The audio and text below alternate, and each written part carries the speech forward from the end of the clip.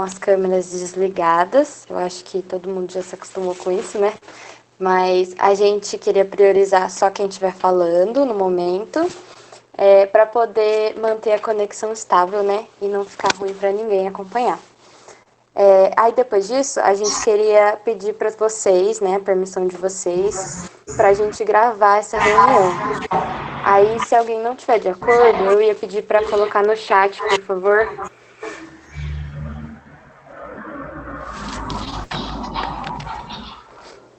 Eu acho que ninguém disse nada, né? Então a gente vai gravar para poder compartilhar com as pessoas que não puderam estar presentes. Na reunião de hoje, a gente pensou de falar um pouquinho sobre a movimentação, né, que aconteceu. A gente se reuniu como grupo, a gente estava pensando em propor umas atividades e a gente falou que foi bem interessante toda aquela movimentação que teve nas redes sociais antirracistas. E a gente queria discutir um pouquinho sobre isso. Aí a gente teve contato com o vídeo da Maria Rita, que foi muito bom, com muitas informações, e a gente quis convidar ela para participar desse debate e trazer umas informações para a gente.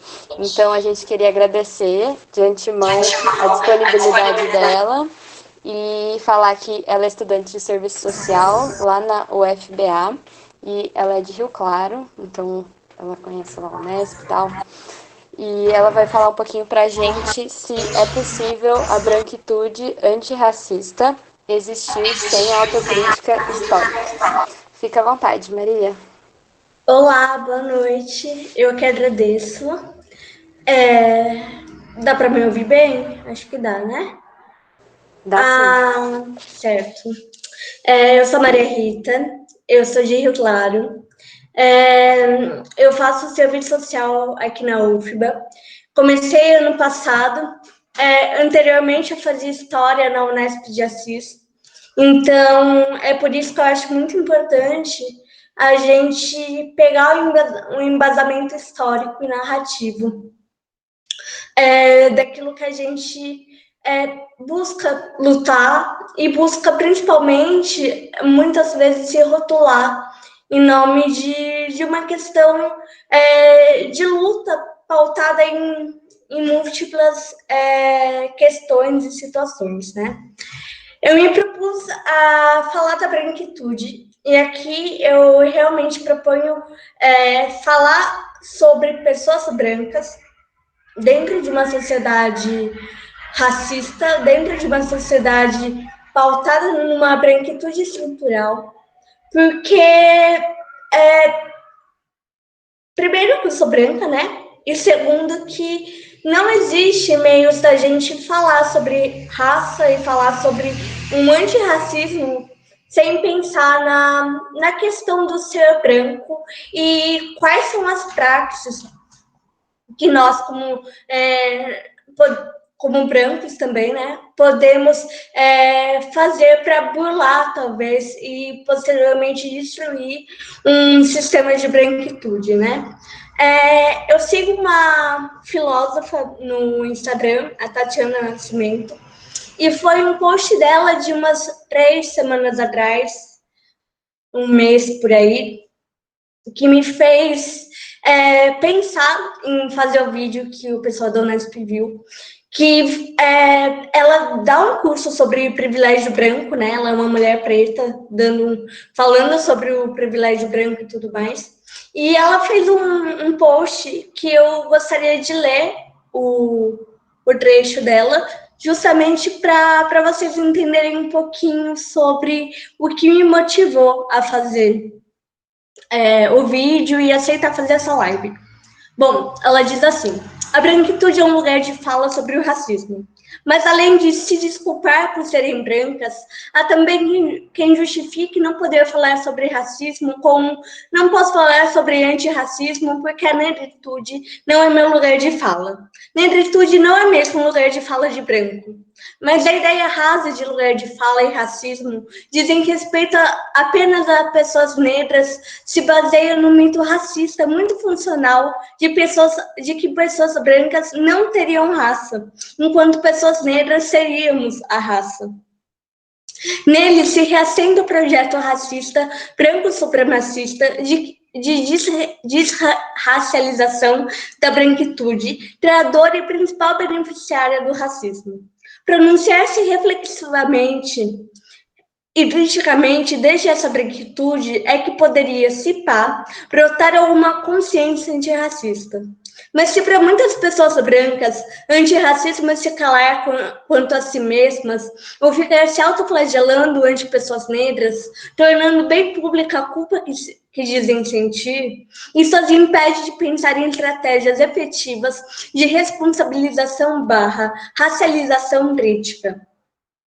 Até quando pessoas brancas vão se esquivar de criar espaços para narrar entre si seus dramas, culpas, racismos, avaliar como mudar, reeducar-se umas às outras? Até quando tentarão usar servilmente nossa existência como desculpa para não pensarem em sua própria? Até quando vão fingir que a branquitude não tem nada a ver com racismo? Bom, se baseando nesse trecho, né? Eu acho importante, enquanto pessoas brancas, falarmos com outras pessoas brancas sobre as noções, né, de agenciamentos e de práticas de uma autocrítica mesmo, tanto histórica no sentido da estrutura histórica secular, quanto histórica enquanto sujeitos históricos no presente. E o objetivo dessa live principal é realmente que a gente se questione.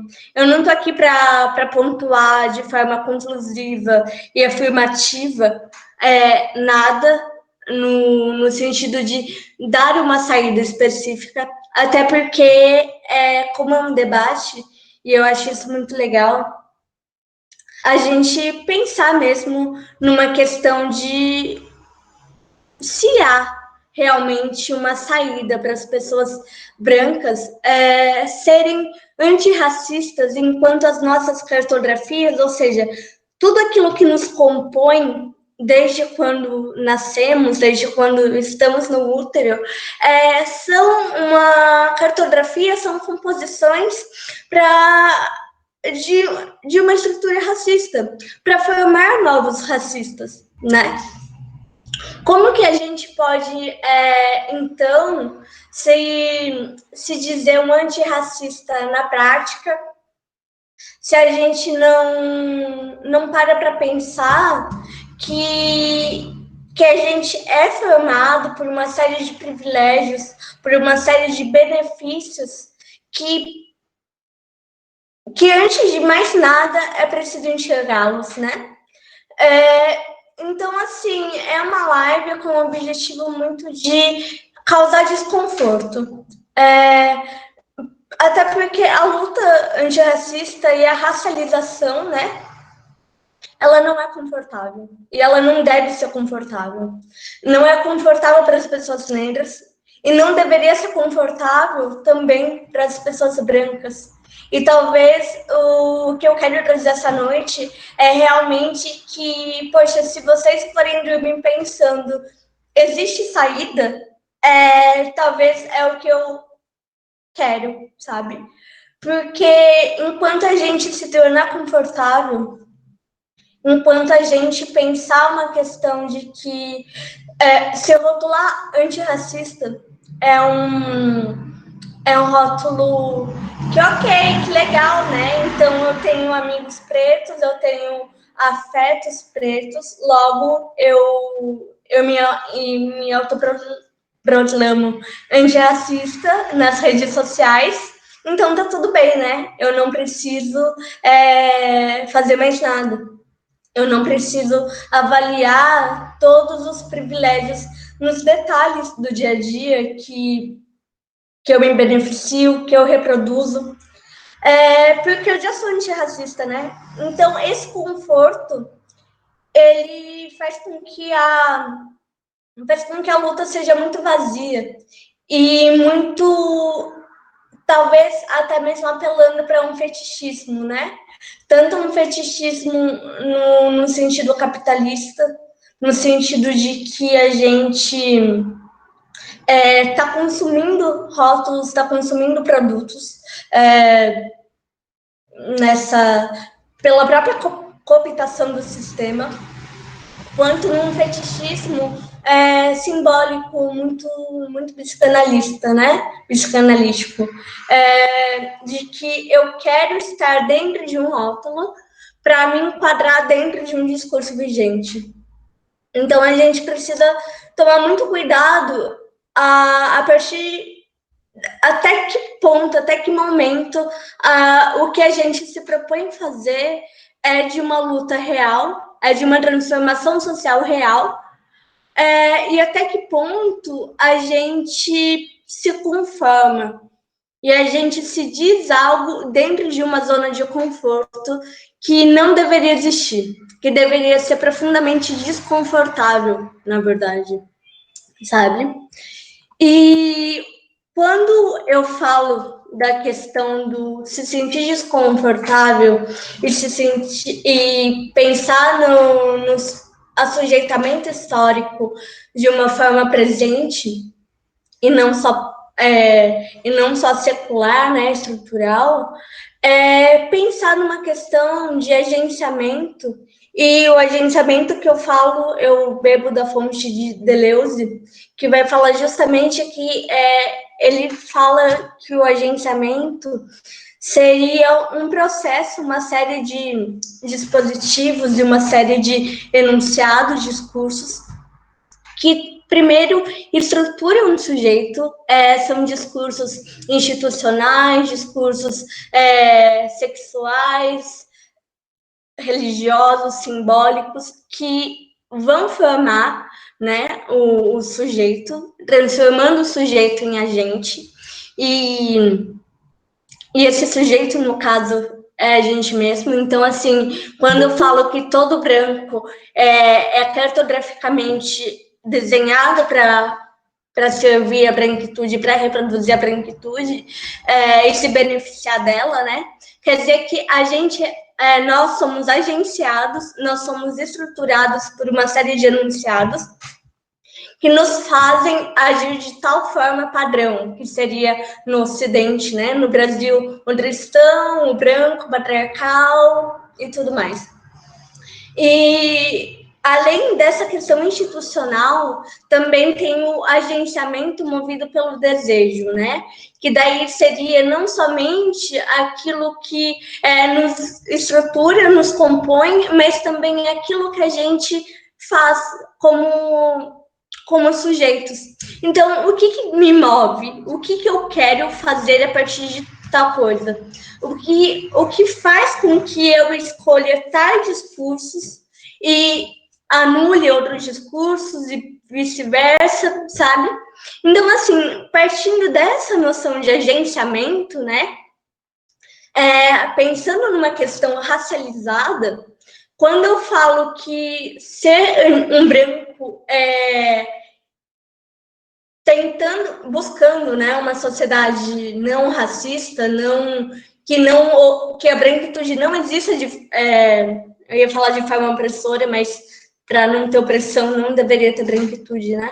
Então, assim, que nós, como brancos, não existamos num simbolismo opressor, esse agenciamento, ele anula, ele não dá tempo e nem espaço nenhum para que sintamos culpa. Até porque a culpa é uma questão cristã, né? E a gente não está pensando nesse ponto. A gente deveria pensar justamente em se ocupar de criar discursos, de fomentar discursos, novos enunciados, que faz com que a gente consiga, né, como brancos, burlar dentro, implodir dentro dos nossos pares o próprio sistema da branquitude, que se atrela também ao capital, ao patriarcado, à misoginia e tudo mais. Então, assim, a partir do momento que a gente pensa na questão do desconforto e da cartografia, é justamente a gente pensar que esse discurso de mas os meus ancestrais não pegaram na chibata, então, ok, eu não tenho, eu sou uma branca que não oprime negros e nem tem ancestralidade preta, quando, na verdade, quando a gente pensa na estrutura e no agenciamento, a gente vai pensar que não precisa pegar na chibata para exterminar, né? A gente pode simplesmente falar, porque o discurso, a narrativa, é uma forma de fomentação e é uma forma de extermínio também. Depende do direcionamento. Então, assim, agenciamento, no caso, o que a gente pode fazer, e aí eu fico me questionando, para implodir a branquitude enquanto brancos, dentro de um agenciamento, né? Dentro de um agenciamento, de perceber e de olhar para mim mesma e falar, porra, eu sou racista em N aspectos, sabe? Porque como que uma pessoa branca, eu ou qualquer outra pessoa, pode vir e falar, poxa, eu entendo totalmente o que é passar racismo, ou eu entendo totalmente o que a minha amiga passa de racismo, sendo que eu não me ocupo em olhar para os meus próprios privilégios. Se eu não entendo de forma plena quais são os meus privilégios e como que eu me beneficio com ele, como que eu vou entender a dor do outro? Se eu não entendo nem aquilo que eu mesma faço de forma consciente ou inconsciente, entende? Então, assim, e aí é muito importante a questão histórica, né? A gente pensar que tudo que a gente está falando aqui e tudo que a gente está falando em outros espaços sobre outros assuntos, nada é ahistórico, né? Tudo é histórico.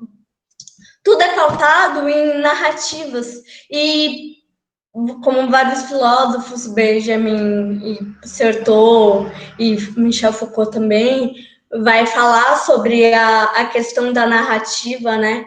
A história, ela é formada por uma narrativa hegemônica. Tudo que a gente aprende, na verdade, foi feito pelo homem, pelo branco cristão, de preferência, né? Então, assim, nada é imparcial. Tudo é esbranquiçado numa sociedade como dentro do Brasil, por exemplo.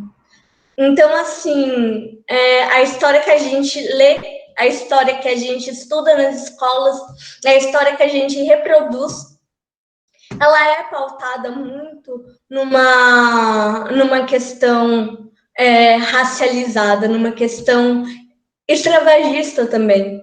Porque quando a gente vai estudar a própria questão do mercantilismo e das revoluções industriais e a história econômica, nenhum livro escolar ou talvez muitos professores de história, principalmente brancos de rede privada, vão virar para os alunos e falarem, olha, todo o sistema econômico, né, ele foi pautado dentro de um sistema branco, ou seja, dentro da exploração de homens negros, de mulheres pretas, de indígenas, sabe?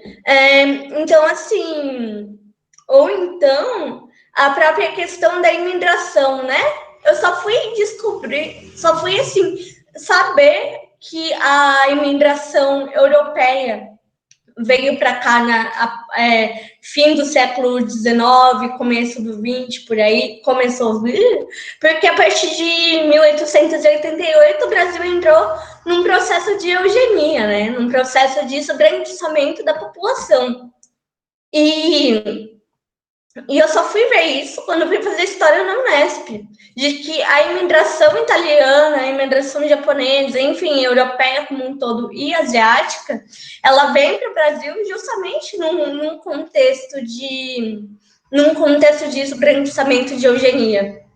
Então, aí eu volto no ponto também do agenciamento histórico, quando eu falo assim, poxa, as narrativas exterminam, porque não somente a questão da narrativa daquilo que é falado, né?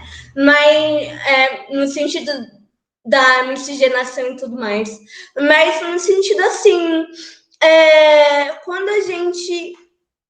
quando rolou a abolição e os brancos vieram para o Brasil, ficou muito claro ficou muito nítido, né?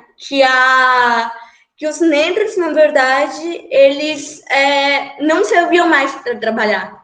Eles eram vistos como vagabundos, foi aí que eles começaram a entrar nas periferias urbanas, né? Porque eles não tinham mais para onde ir, eles foram literalmente colocados à margem. E isso foi muito e isso teve muito como reforço a visão do branco quando chegou aqui, né? Porque, poxa, eu como pessoa de descendência italiana e tudo mais, eu ouvi muito falar os meus familiares mais velhos falarem, mas seus avós eram muito trabalhadores e tal bairro da cidade era um bairro de vagabundagem, ou então tal bairro da cidade era perigoso, claro.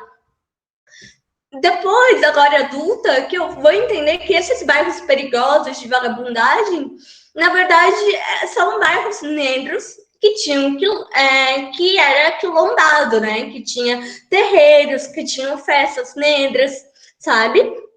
Então, assim, quando eu vejo uma pessoa branca falar, mas eu não bebo, eu não tenho nenhuma dívida histórica, porque os meus antepassados vieram para cá só século passado, na verdade, todo antepassado branco nosso, né, produziu para nós uma dívida histórica ao marginalizar o preto de uma forma discursiva, de uma forma cultural, né?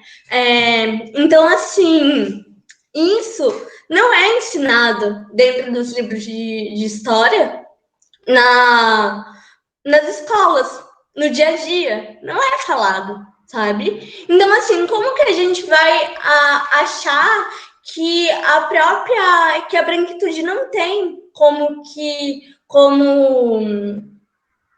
não tem que fazer a própria crítica de uma forma histórica, mas se inserindo na história, né? Porque a partir do momento que a gente não abre o olho para o que a gente vive, para o que a gente bebe de discurso, bebe de prática e reproduz, enquanto a gente não enxerga esse ponto, não tem como a gente escapar de racismos que são até mesmo inconscientes, sabe? E eu digo isso como uma pessoa que está inserida nesse meio, e não como uma pessoa que só porque está falando aqui está de fora, né? Então, assim, todo dia, quando eu paro para pensar, né, eu percebo que, tal coisa era muito racista, ou é muito racista e eu pratico. Por exemplo, ontem, eu estava limpando a casa, anteontem, enfim, e pensando assim, poxa, quando eu era criança e eu estudava num colégio particular, daí de Rio Claro, tinha muito, na quarta série, eu acho, uma coisa da gente levar sobre os nossos descendentes, né? De que país os seus avós vieram. E daí era uma sala toda branca, a gente levava tudo mais. E ontem eu parei para pensar, caralho, que racista pra caramba isso, né? Porque partindo da questão de que os brancos invadiram a África, invadiram as Américas, sequestraram, estupraram, só quem sabe de que país veio é branco. Negro, indígena, não sabe que tribo veio, que país veio, sabe? a própria questão do nacionalismo, né, do patriotismo é feita sobre sangue negro, indígena e de populações ditas como minorias, como, por exemplo, no caso da Europa, de ciganos, e, enfim, sabe? Então, todas essas questões históricas são questões que nós, como brancos, devemos muito prestar atenção e perceber antes de se sentir confortável em um rótulo ou então em discutir, por exemplo, questionar por que branco não deve falar de pretitude, sendo que, poxa, tem o quê? 2.000 anos de história branca pra gente olhar e falar, eu bebo disso, eu não bebo disso, eu sou composto disso, eu não sou composto daquilo. E o que eu devo reafirmar enquanto branca e o que eu devo jogar fora enquanto branca na questão de lutar por uma sociedade não racista, né? E outro ponto bastante importante na ideia de agenciamento histórico como uma pessoa não racista é pensar o que move a nós numa luta antirracista, né? Porque os agenciamentos, segundo Deleuze, eles são pautados também nos desejos. E desejo é tudo aquilo que nos move, é tudo aquilo que faz com que a gente queira algo, busque algo, né? E o que eu percebo em pessoas brancas, meus amigos e pessoas que eu vejo em rede social, é que existem dois desejos principais que podem mover um branco a se dizer antirracista. O primeiro é o que eu falei, que é a questão de querer, eu falei no começo, que é a questão de querer se enquadrar num rótulo, em um discurso vigente, porque ser racista é muito coisa do século passado, acabou. Então, daí a pessoa se diz antirracista, só que esse desejo que eu estou citando de se enquadrar no discurso é muito problemático, né? Porque aí é um discurso que cai no conformismo. É um discurso que a gente não vai botar o dedo na ferida e ver o que a gente pode mudar, o que a gente pode fazer na praxis.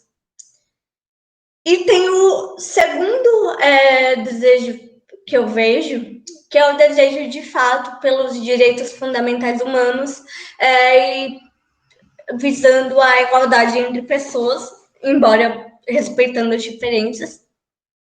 E esse desejo em busca dos direitos humanos na prática, né, eu acho que é um desejo muito legal e muito realista. Realista no sentido de, poxa, real mesmo, sabe? Porque é esse desejo que nos tendencia a olharmos para nós mesmos e vermos o que a gente pode fazer, o que a gente não pode fazer, quais são nossas limitações, porque existem também N limitações. E é o que nos limita, eu acho, que mais traz desconforto, né? Porque virar para vocês e falarem, olha, como branca, eu posso, sei lá, acabar com o racismo amanhã. Não posso, né? Não posso porque é o que eu estava falando de cedo para uma amiga. Fazendo paralelo com a questão do patriarcado, com a questão do machismo, se eu vejo um homem na rua à noite e eu tô sozinha, eu vou sentir extremamente medo por ser uma mulher. E esse cara pode ser muito legal, muito, sabe, entendido de assuntos como feminismo, mas eu ainda vou ter medo. Porque a figura dele é historicamente opressora para mim, né?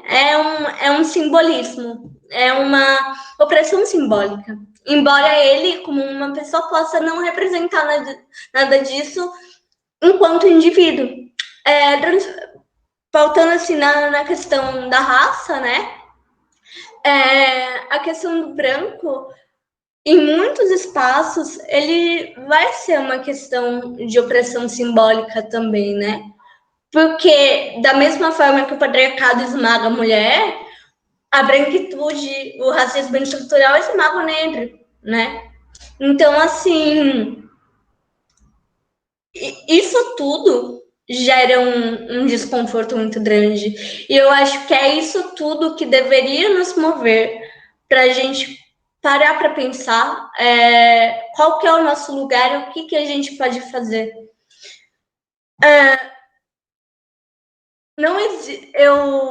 Eu acho que, de uma forma geral, assim, reconhecer essas problemáticas não é negar a luta antirracista, mas é justamente o oposto disso. Porque a partir do momento que a gente reconhece limitações, reconhece privilégios e discursos, a gente pode realmente ir burlando as nossas próprias estruturas e transformando novos discursos, sabe? Foucault, ele fala muito sobre, ele tem em uma parte da obra dele um conceito chamado heterotopia, que eu acho muito mais legal que utopia, porque a heterotopia, utopia são lugares heteros diferentes, né? Então são lugares diferentes. E Foucault vai trabalhar esse conceito pensando quais narrativas a gente pode fazer de novo, né? Para criar novos lugares. Não é algo utópico, é algo aqui agora, sabe? Então, assim, reconhecendo justamente tudo isso que a gente pode criar novos lugares e não necessariamente, quando eu falo lugar, é lugar de fala, que é um termo muito usado na questão da raça, né? Mas são novos lugares mesmos cartográficos, novos lugares de composição. Como que uma mãe branca pode criar uma filha ou um filho não racista, sabe? Quais são os agenciamentos, os enunciados? E é justamente esse ponto. Se eu não paro para olhar quais narrativas a minha mãe, a minha avó, a minha professora de primário teve comigo que foram racistas e me moldaram, se eu não vejo esse racismo nessa modulação, eu não tenho como transformar, ser uma agente ativa de transformação e passar para frente não a mesma coisa, mas um outro lugar, uma heterotopia narrativa, né?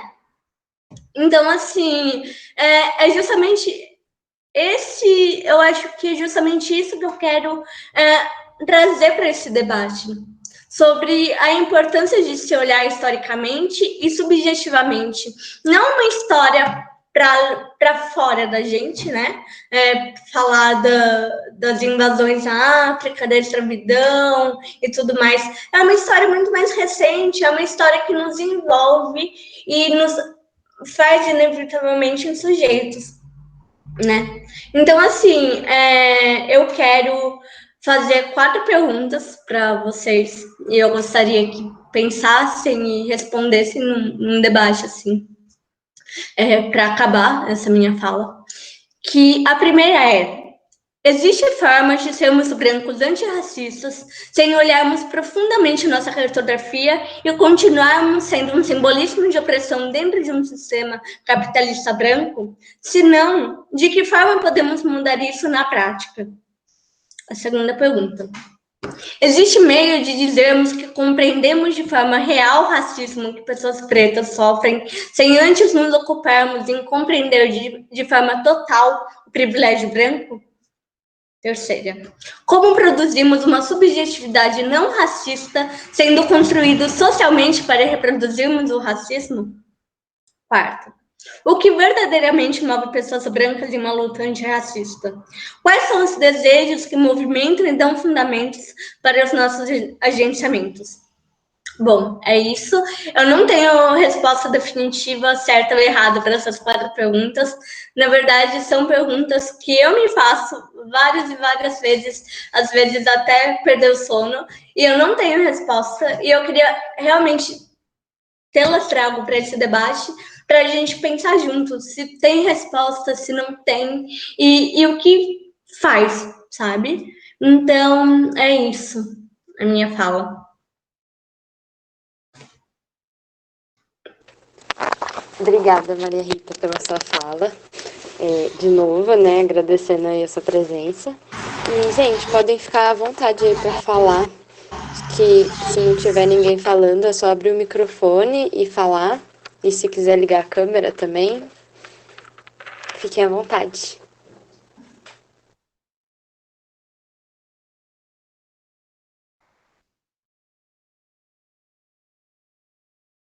Mas se alguém tiver alguma pergunta também e quiser fazer, é legal. Sim. Marie, deixa só eu... Você não consegue jogar as perguntas ali no chat? Consigo. Acho que fica mais fácil. Pensei nisso.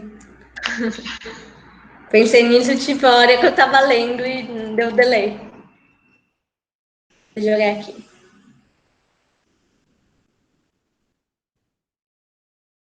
Ai, dá pra copiar e colar? Deixa eu ver. Ah, dá. Não dá pra copiar, colar todas de uma vez, mas eu vou colar 2 e mais 2.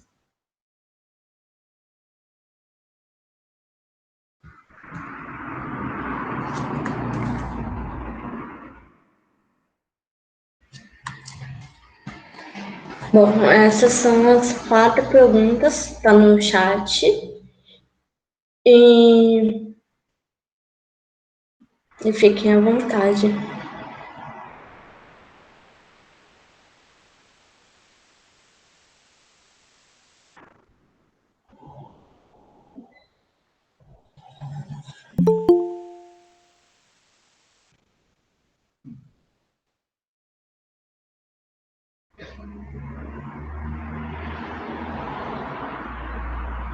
Oi, Bruna.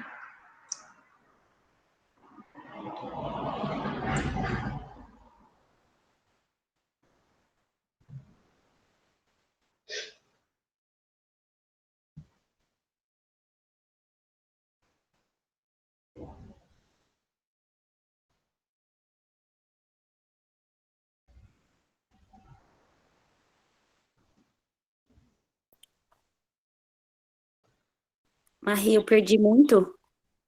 Eu tô, tipo, eu falei a minha fala e agora tá no debate, assim, mas, tipo, eu fiz 4 perguntas no final e eu coloquei aqui no chat. E se você quiser ler e pensar e falar também, contribuir com as 4 perguntas. Mas, de qualquer forma, vai estar gravado no YouTube. Ah, é? É, X, bem youtuber eu.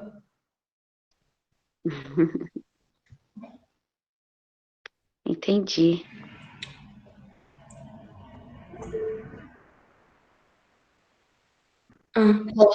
A gente não consegue ver o chat, eu não sei usar essa plataforma. O que foi, Pre? Eu não sei usar essa plataforma. Eu tô aprendendo hoje. Eu vou copiar e colar de novo, porque a Luciene caiu. Eu acho que foi a Luciene. Caiu, perdeu. É, isso, Luciane. E eu vou colocar de novo. Tô colocando.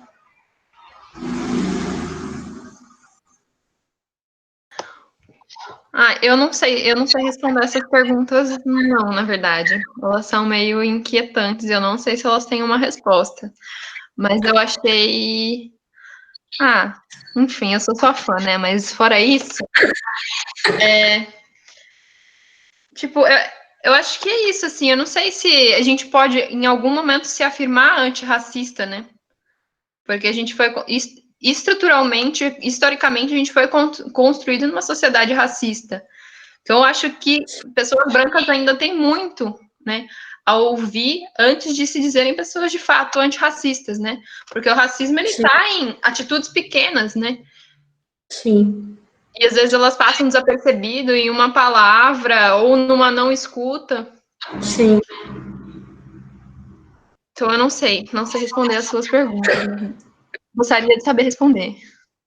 Né? Mas eu não sei, eu achei muito essa questão do... Ai, eu não vou lembrar as palavras que você usou, mas de se apropriar de uma luta mesmo porque ela está em alta, né? E eu digo que eu sou antirracista porque as pessoas dizem que são antirracistas, então automaticamente eu sou também uma pessoa antirracista. Só que nem de fato, sim, né? Eu achei também muito legal o título da proposta, né? Se eu posso ser uma pessoa antirracista sem uma autocrítica histórica, porque é muito difícil você se afirmar antirracista, né? Na sociedade que a gente tem. Sim.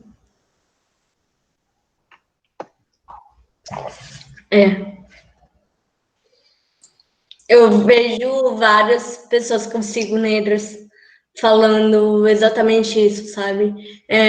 Fazendo essa crítica de brancos que se denominam, né, antirracistas. E aí, tipo, começou a me gerar esse desconforto, né, com a palavra. Porque aí eu comecei a perceber que, poxa vida, será que eu sou? Será que eu devo me afirmar algo, sabe? Porque é um eterno processo. Eu acho que a hora que você falou uma falta de escuta, né? Eu acho que essa parte do agenciamento do enunciado também é entender que nós, como brancos, falamos durante a história inteira.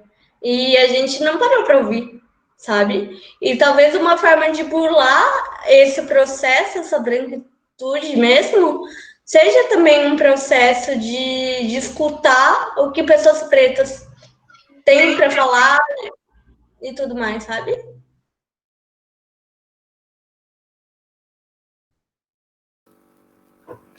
Gente, é bem instigante, eu considero bem interessante a visão que a Maria Rita trouxe, e eu fiquei pensando que se tem privilégio branco,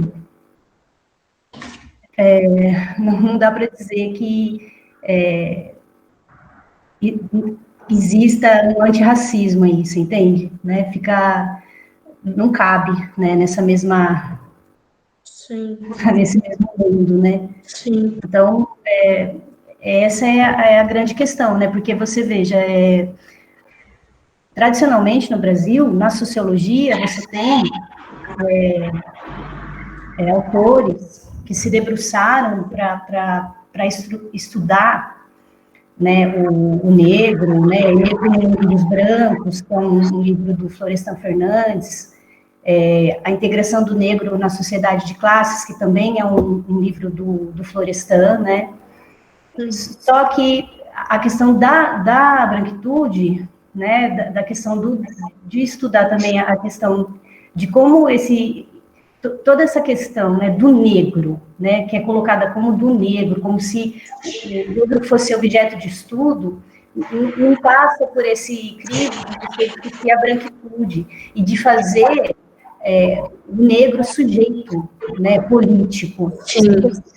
Então, ficou vamos dizer assim, um vácuo em que não se reconhece, apesar de que a branquitude é muito reconhecida, né, no sentido de que tudo que você olha é branco, né, mas não se reconhece isso, né, é aquilo que você coloca, isso é visto como universal, não só isso, né, como a questão daí você tem, né, do patriarcado, e aí você tem, né, o homem é o universal, e não a mulher, né, as pessoas trans, né, entende? Então, tem todas essas outras questões aí que estão incluídas também, né, mas eu achei, assim, fantástico a maneira como você tratou do assunto, o que você está fazendo com a gente, né, levando a gente a pensar em todas essas questões, né, e que são muito, né, eu acho que, assim, impossível nós compreendermos,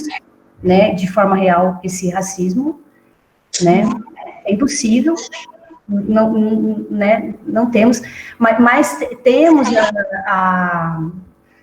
a oportunidade, eu acho, da gente entender as nossas lutas como lutas comuns, né? Se a gente conseguir pensar, né, e conseguir estruturar as opressões, né, raça, etnia, classe social, certo? E a gente pensar também sobre as questões, né, e as relações de gênero, se a gente conseguir articular isso, a gente tem uma coisa poderosa, mas eu acho que a gente precisa radicalizar a questão racial, você entende? No sentido de radicalizar e discutir isso, e pensar no Brasil como, né, como a gente já viu lá com as meninas, né, as meninas, desculpa, né, gente, estou me referindo pela juventude, não para diminuir, né, as mulheres da Dandara, né, do coletivo Dandara, que a gente conseguiu com elas ver também, né,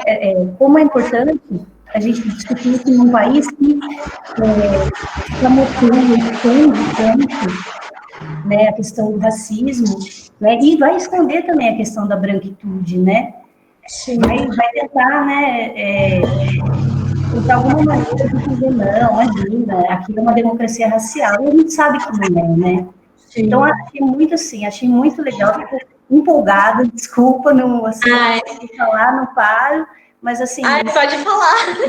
Foi muito legal essa questão que você coloca de produção de subjetividade, queria te fazer uma pergunta daí, como você vê essa questão no serviço social? Você que, né, tem os seus colegas, você está ligada aí, você está em outro estado, né, você né, não sei agora onde você está, por conta dessa... Eu estou em Salvador. Uhum. Então, mas, né, um estado que é o estado que, né, que tem a maior parte, né, da sua população negra, né, e aí eu queria saber de você, como você vê essa produção de subjetividade, não falando se é racista ou não racista, mas como você vê isso no serviço social, né? Seus colegas, como você está vendo essa formação de novos profissionais? E muito obrigada, viu, Maria Rita?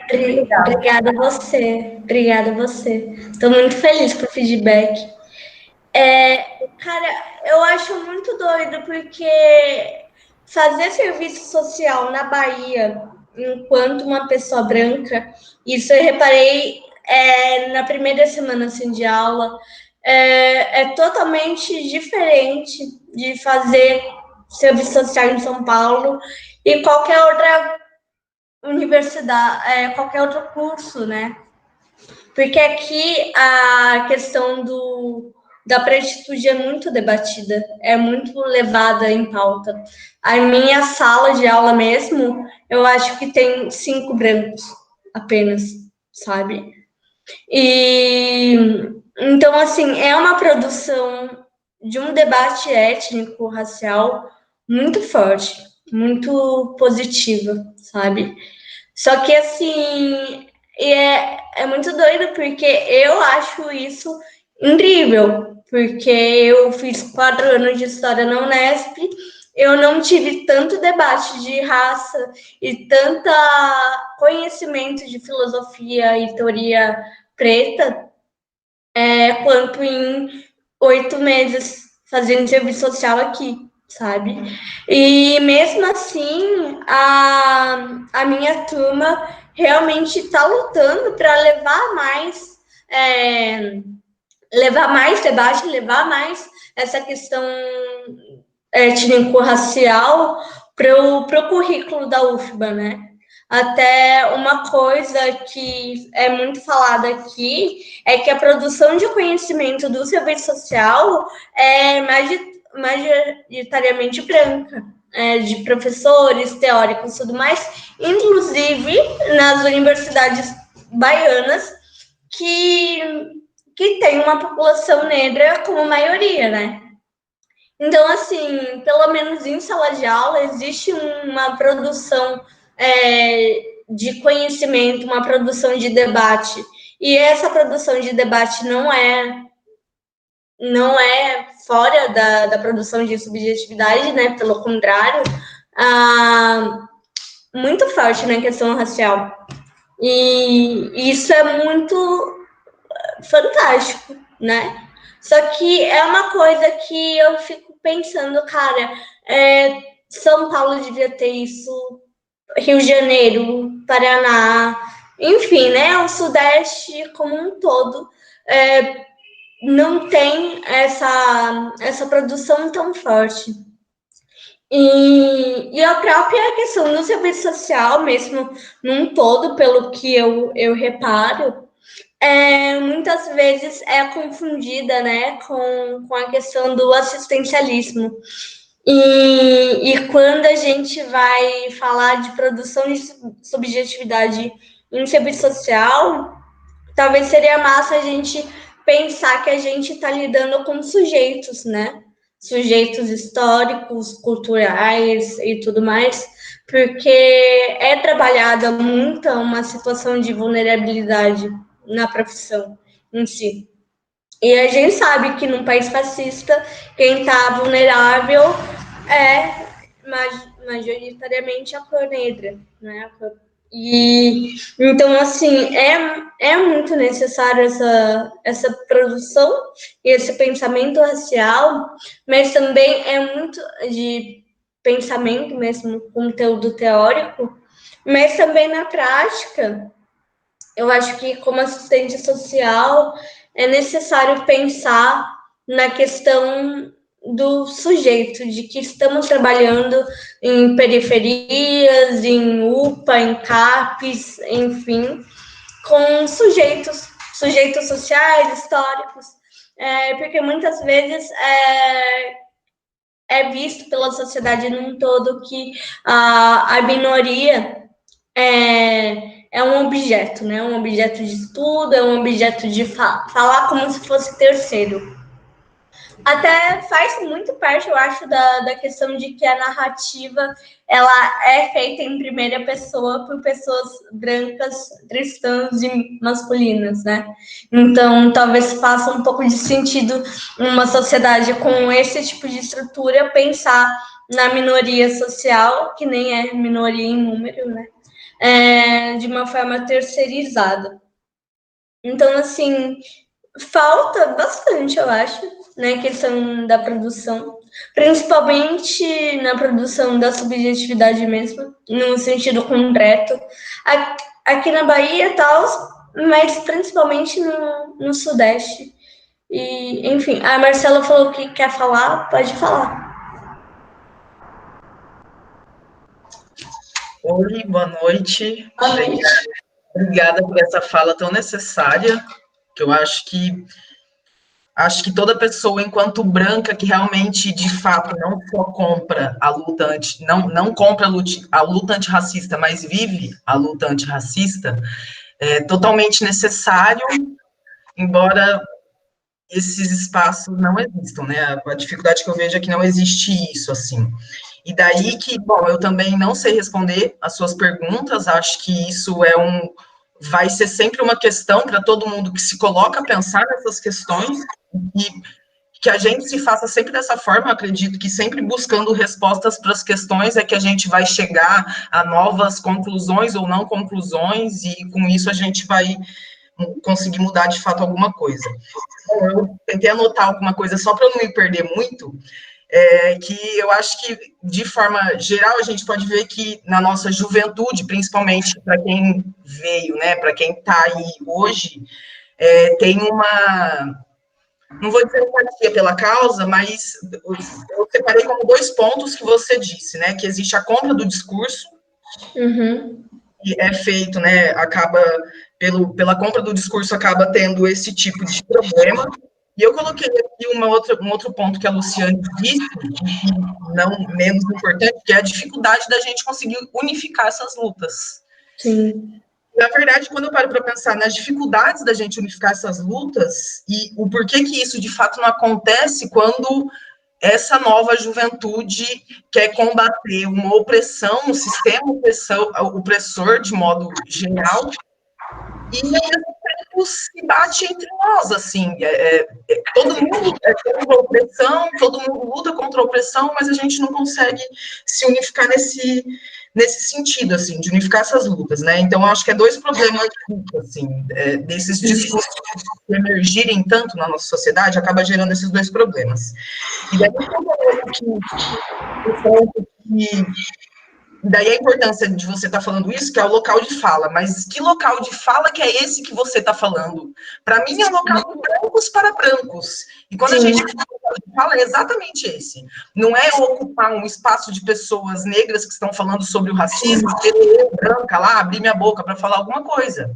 Sim. Mas, dos nossos espaços, que reconhecendo os nossos privilégios, vemos e sabemos que não tem pessoas negras na sala de aula, não tem pessoas negras dando aula para nós dentro da universidade, não tem referenciais teóricos negros, não tem grandes representantes, não tem, enfim, cargos representativos, a gente não tem nenhuma representação negra, enquanto os brancos se ocupam. E daí que, na verdade, a gente precisa continuar ocupando o lugar que a gente sempre teve.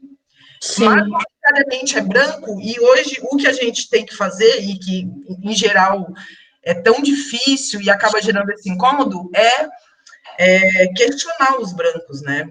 Porque branco, e daí um ponto que eu acho que é muito importante, branco só ouve outros brancos. Exato. Da mesma forma que é isso, homens só ouvem homens, existe esse discurso em relação ao machismo, existe esse discurso em relação aos negros, aos brancos também, né? Branco só fala a língua com branco, assim. E daí que uma das respostas, não uma das respostas, mas eu acredito que seja um dos caminhos, é a gente ocupar desses lugares que são brancos privilegiados e compostos por pessoas brancas, para justamente questionar, criticar, levantar questões. Só que daí entra duas formas. Daí eu volto lá no começo do que eu disse da compra do discurso.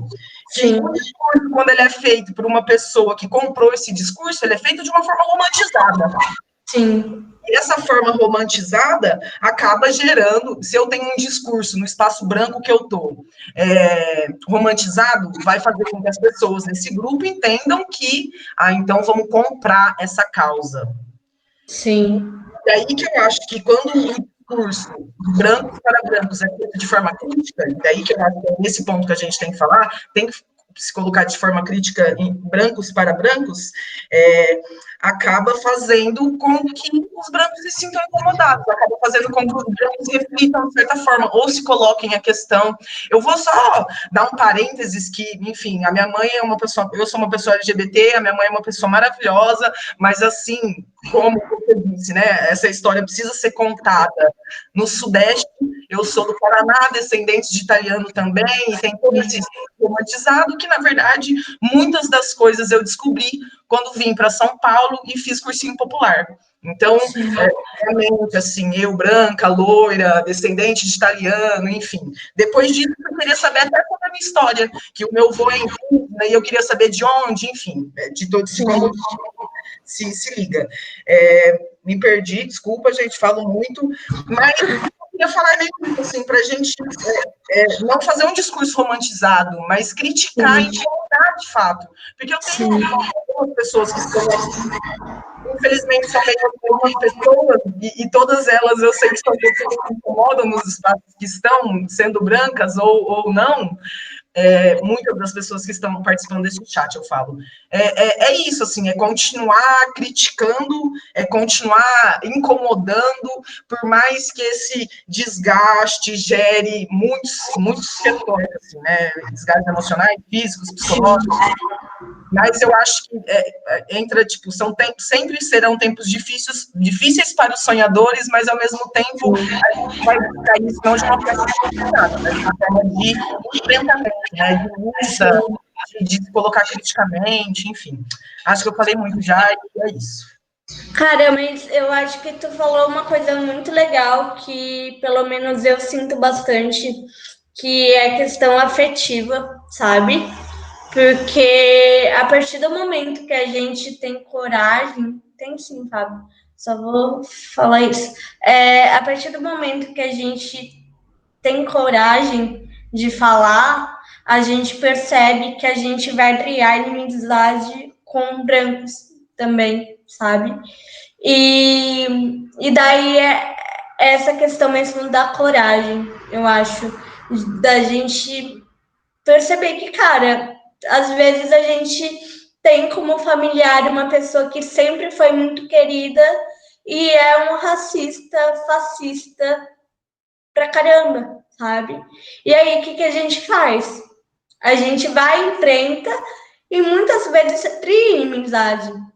E eu acho que é esse ponto também que faz com que muitas pessoas brancas tenham medo de se colocar, de incomodar, porque muita gente branca pode até achar legal, tipo, essa questão do antirracismo e ouvir pessoas pretas, só que a hora que chega entre brancos, não fala nada, fica quieto, sabe? E eu acho que é muito dessa questão mesmo da coragem de incomodar, da coragem de saber que, ok, eu vou romper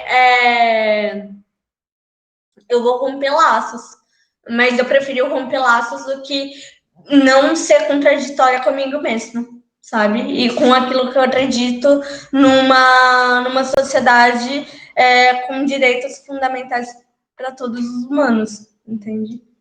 E o Fábio falou que quer falar, pode falar. Boa noite a todas, a todos. Oi, Maria Rita, prazer estar com você. Estou muito feliz pelo debate, queria também contar um pouco sobre essas provocações aí que está rolando na sala, achei ótimo. Eu acho que uma coisa que me faz pensar enquanto profissional do sistema de assistência social, né, sou psicólogo no SUS, é também pensar que população eu sou, né, nisso tudo, né, uma pessoa humanas pela UNESP-CIS, né, um pseudo de algum movimento social, aí eu fico pensando aonde realmente eu posso estar sendo ativista, que população eu sou, né? Indo um pouco para falar da sua própria... Eu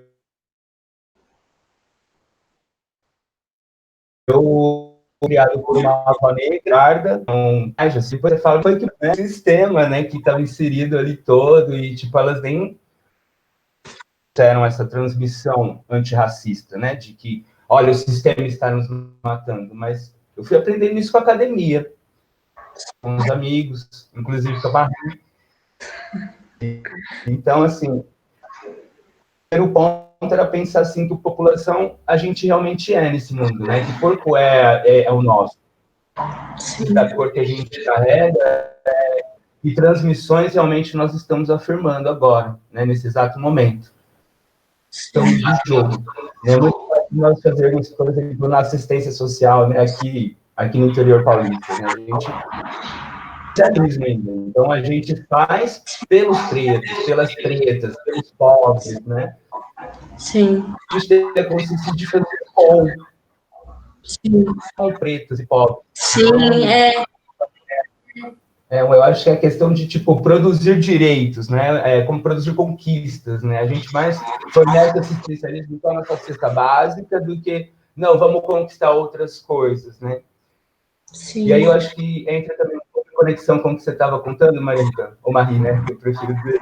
Aí você estudando o serviço social para uma população que luta por direitos já conquistados, do SUAS, né, que tem várias coisas hoje, CRAS, como você mesmo citou, mas você é uma branca aí, né, que vai trabalhar para possivelmente, ou fazer estágio para essa população uma hora, né, então, assim, sim, é uma branca trabalhando, fornecendo direitos do Estado, que é bem diferente daqui, no estado de São Paulo. Eu, branco, no estado de São Paulo, oferecendo psicólogo, direitos ao serviço social, entendeu? Existe uma diferença muito grande, assim, de territorial e cartográfica, né, nesse momento. Sim, estar nessa população, essa narrativa que você trouxe, de estar estudando aí, de estar mais presente as narrativas e as transmissões culturais, faz você perceber de outras formas coisas que aqui continuam, né? As violências continuam.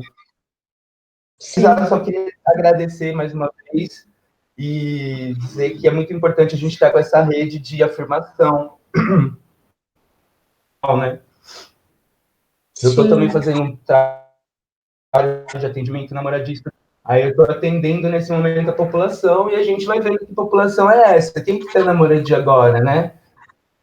Preto, viado, viada, lésbica, tudo, toda a gente, toda a minoria nossa, entendeu? Que está precisando também de acesso à política, né?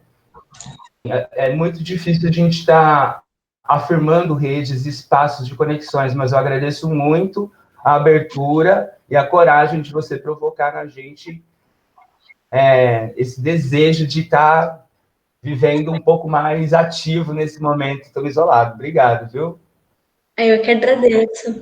Eu acho que a tua fala responde bastante o que a Luciane perguntou sobre subjetividade também. Acho que vai bastante de encontro.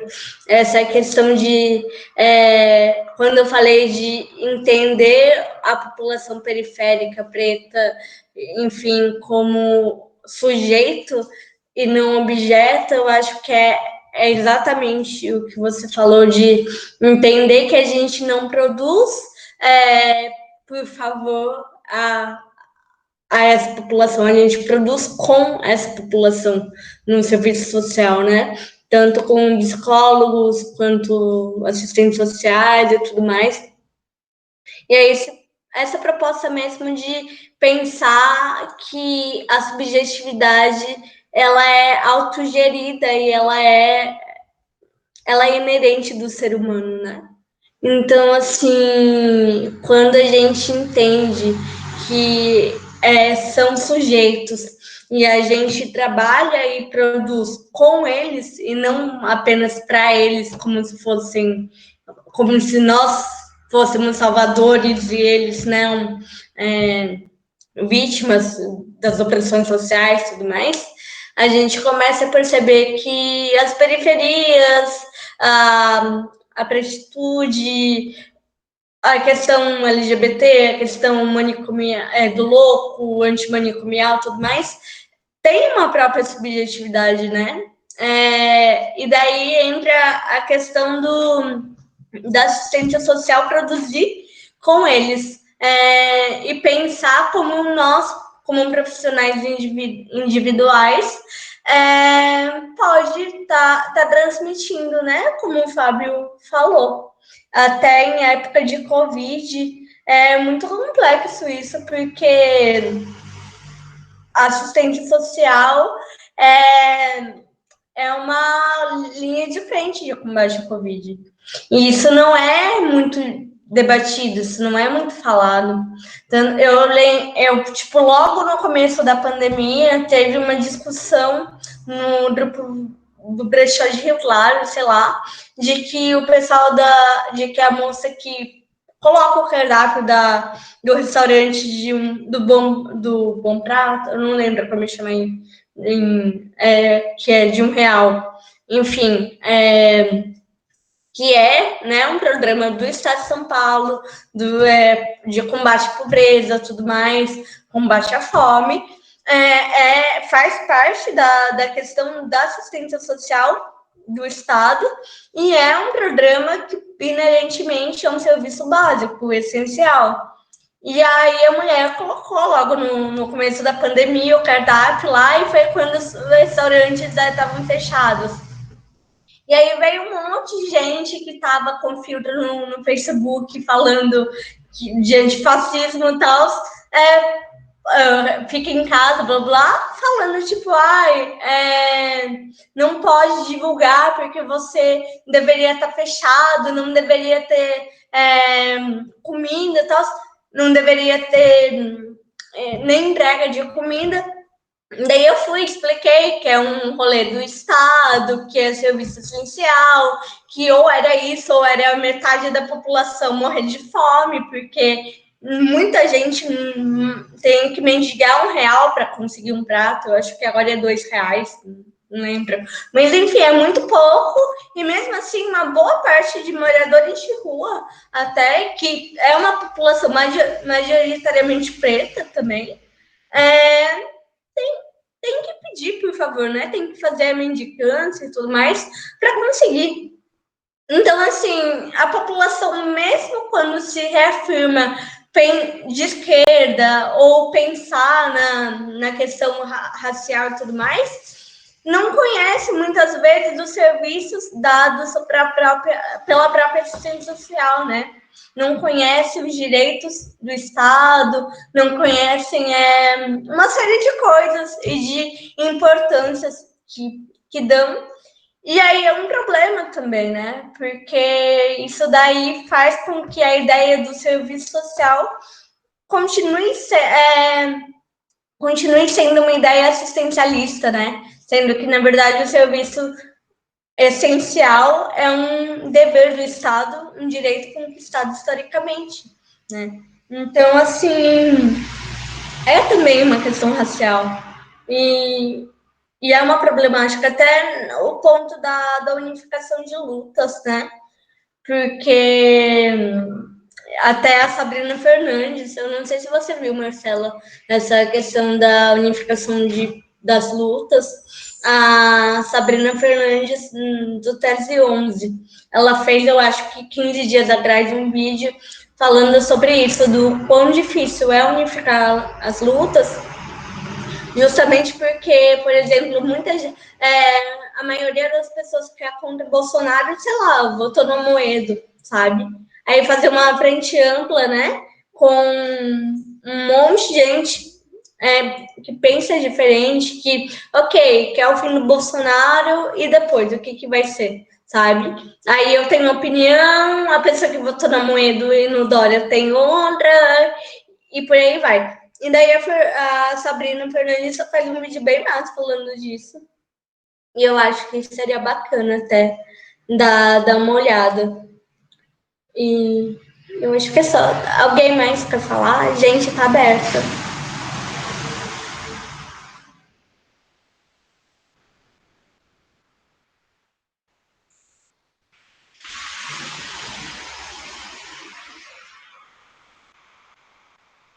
Quem quiser falar, qualquer coisa.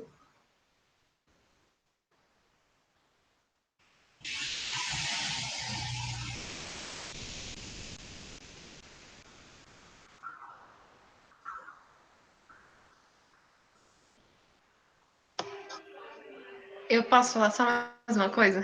Eu prometo que depois dessa eu paro. Pode continuar, Carol.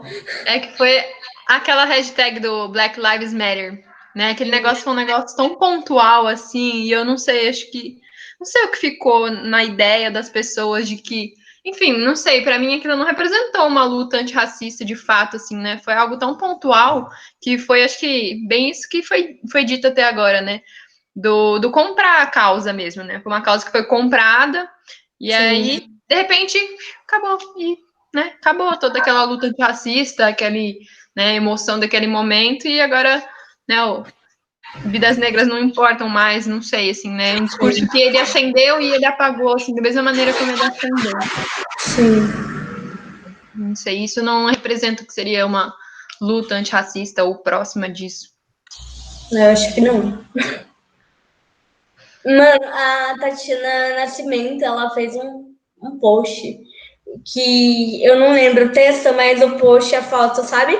Tava assim, Black Lives importam tanto quanto vidas pretas também. E, tipo, é bem essa pegada, né? Tipo, Black Lives, né? As vidas americanas importam muito, mas brasileira, um dia depois da tela negra, o Miguel caiu do prédio por conta daquela faca, né? Aí vai para o YouTube isso, mas foda-se. E é isso. É foda, velho. Oi, boa noite. Eu sou Boa noite. e eu sou do coletivo Dandara, lá da Rio Claro. E eu queria falar disso que a Carol falou agora, né? E você também, do Black Lives Matter, que foi um assunto que a gente debateu, né? Que aqui no Brasil, a população como um todo, ela não enxerga racista, né? Fala que existe racismo, mas não fala que eu sou racista, né? Porque dói dizer que você é racista. Sim. Então é muito mais fácil você olhar para um outro país, como por exemplo os Estados Unidos, e falar, nossa, Black Lives Matter, como os pretos sofrem. E do que você olhar aqui para o seu próprio país e ver que todos os dias a população negra está morrendo, assim. Sim. Então, você ter essa consciência, né? E um outro assunto que eu queria falar é que em uma parte da sua fala você citou que acho que no ensino fundamental teve esse negócio, né, de fazer seus antecedentes, né, seus antepassados. Quando teve essa atividade na minha escola, eu fiquei muito assim, meu Deus, de onde veio? Eu não sei de onde veio minha família, né? Eu sei é que o meu avô veio da Bahia, assim, é o máximo que eu sei, mas eu não sei do resto. Sim. A maioria da população preta passa por isso. E isso é interessante, porque quando um povo não sabe da sua história, né, não sabe da onde veio, o que aconteceu, não sabe a sua cultura, você enfraquece esse povo. Tanto na sua luta, isso para o sistema racista, ele é fundamental. Você não dá educação para o preto, para ele saber dos direitos que ele tem, para ele saber da força que ele tem, isso é fundamental para o sistema racista continuar. Então, eu acho que como elite pensante da universidade, né, não falando que universidade é essencial, porque não é só um diploma, mas mesmo assim, estando na universidade, tendo esse acesso a esses debates, né, brancos principalmente, eu acho que é importante participar desses debates, desconstruir e também tirar esse discurso da universidade, né? Levar para fora esse discurso, levar para a população esse discurso. Sim. Talvez que as coisas vão mudar. Era isso. Nossa, é exatamente isso. Você falou tudo, assim. É isso, velho. É foda, né? Porque, tipo, eu estudei no claretiano e, não tem preto naquela escola. Pelo menos não tinha na minha época. Só com um faxineiro, porteiro. E daí, agora, só como adulta que tá caindo a ficha, sabe? Na época eu achava bizarro algumas coisas, mas, né, uma criança não tinha uma retórica, uma argumentação. Mas, tipo, de uns anos pra cá que eu tô lembrando e pensando, caramba, velho, como que a população negra se sente em atividades, sabe, que fazem na escola, porque é muito esbranquiçado, né? Tipo, é um discurso branco, é uma narrativa branca desde muito novo. E é foda isso. Mas é justamente isso, eu acho que o apagamento, ele é proposital. E é foda.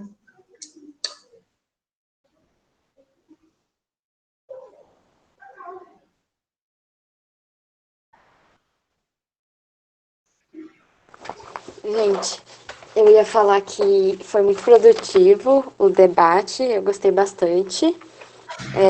Eu acho que a gente observa tudo isso que a gente falou até pelo número de pessoas, né? Porque às vezes quando são outros debates aparecem mais pessoas, e aí acho que tudo, né, tem um significado.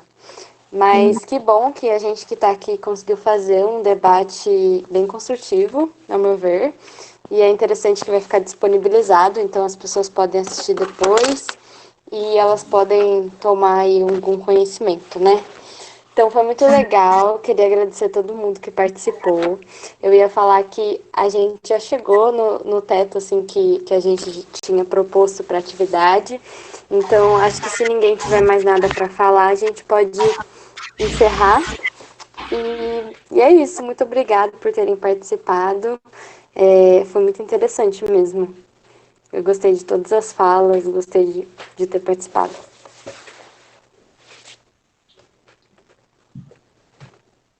Acho que ninguém vai falar nada, né? Bom, eu só quero agradecer também. Poxa, foi muito legal vocês participarem.